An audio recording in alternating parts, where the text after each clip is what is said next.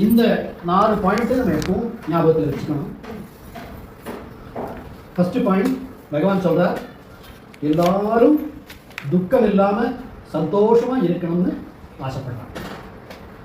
இதில் நம்ம யாருக்குமே செகண்ட் ஒப்பீனியன் மறுப்பு இருக்கிறதுக்கு சான்ஸே கிடையாது. ரெண்டாவது பாயிண்ட் பகவான் சொன்னது எல்லாருக்கும் அவாகிட்ட தான் பிரியம். இந்த உலகத்துக்கு பரோபகாரம் பண்றேன்னு சொல்றதெல்லாம் சும்மா பேச்சு.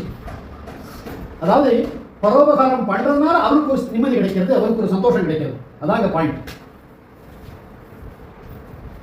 அதனால யார் எந்த காரியத்தை பார்த்தாலும் எதை செய்தாலும் அவருக்கு அது ஒரு சுகத்தை கொடுக்கிறது. அதுக்காகத்தான் பார்க்குறாங்க. இதெல்லாம் வாழ்க்கையுடைய அடிப்படை தத்துவங்கள், மறுக்க முடியாதவை. இதை நம்ம இறுக்கி பிடிச்சிக்கணும். இது நீங்கள் நான்கார் விசாரத்தை நம்ம பார்க்கறதுக்காக மாத்திரம் வச்சுக்க வேண்டாம். நீங்கள் எந்த மார்க்கத்தில் இருந்தாலும் சரி, கர்ம மார்க்கமோ பக்தி மார்க்கமோ யோக மார்க்கமோ, எல்லா மார்க்கத்துக்கும் பொதுவான விஷயங்கள் இதெல்லாம். எல்லாரும் சௌக்கியமாக இருக்க விரும்புகிறோம். எல்லாருக்கும் அவாகிட்ட மாத்திரம்தான் எல்லாத்த விட அதிகமான பிரியம். அந்த பிரியம் ஏன் வருதுன்னா, அப்படிப்பட்ட ஒரு காரியத்தை பண்றதுனால மறுபடியும் அவளுக்கு ஒரு சுகம் கிடைக்கிறது. அந்த ஃபர்ஸ்ட் பாயிண்ட் தான் போகுது. எல்லாரும் சுகத்தை விரும்புகிறோம். அதனால தான் அவளுக்கு செல்ஃப் இன்ட்ரெஸ்ட், சுயநலம். ஏன் அந்த சுயநலமான காரியத்தை பார்க்கறதுனால எனக்கு ஒரு சந்தோஷம் கிடைக்கிறது. அடுத்தது பகவான் சொல்றார்,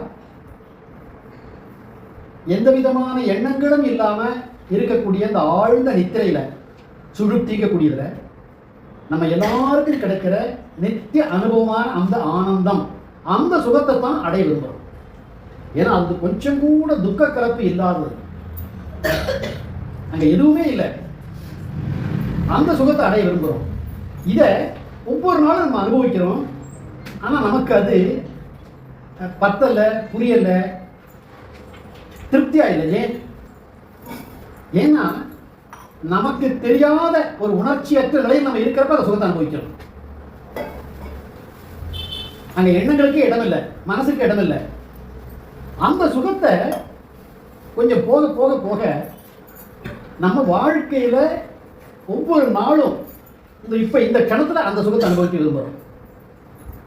அப்படிப்பட்ட ஒரு சுகம், அதாவது மனத்தின் செயல்பாடுகள் அற்று, எண்ணங்கள் அற்று, கவலைகள் அற்று, துன்பங்கள் அற்று அமைதியான ஒரு நிலை. அதனை அடையணுங்கிறது தான் எல்லா சாஸ்திரங்களுடைய இறுதியான முடிவு, எல்லா மார்க்கங்களுடைய இறுதியான முடிவு. அப்படி அதனை அடையிறது